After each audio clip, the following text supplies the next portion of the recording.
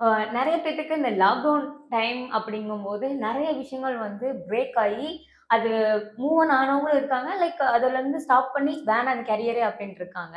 So நீங்க எப்படி அத வந்துட்டு லாக்டவுன்லருந்து சரி திரும்பி நம்ம ஆக்டிங்குள்ளயே வரலாம் அப்படின்னு சொல்லி ஒரு ஆரம்பிச்சீங்க? ஆக்சுவலி லாக்டவுன் அப்போ வந்துட்டு எனக்கு இதுக்கப்புறம் ஷூட்டே வேணாம். ம். ஆனா எய்ம் பண்ணி வந்தது இதுதான். சரி வேண்டாம் அப்படின்னு நெனச்சு விட்டுட்டேன் நானு.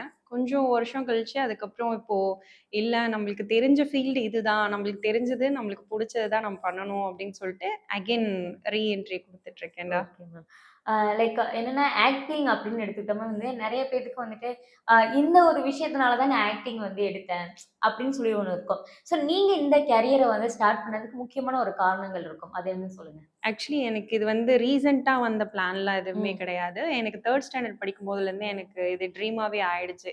ஸோ நம்ப ஷூட் தான் ஃபோக்கஸ் பண்ணணும்னு சொல்லிட்டு, நான் மைண்ட்ல நெனச்சு வச்சிருந்தேன். பட் ஆனா வில்லேஜ்ல இருந்ததுனால இது கான்டாக்ட்ஸ் கிடைக்குமான்னு டவுட்ல இருந்தேன். பட் ஆனா அதுக்கான கான்டாக்ட்ஸ் இப்போ ஒரு 10 இயர்ஸ் பேக் வந்து கிடைச்சுச்சு. ம். ஸோ அதுக்கப்புறம் நான் அப்படியே வந்துட்டேன்டா. Okay ma'am.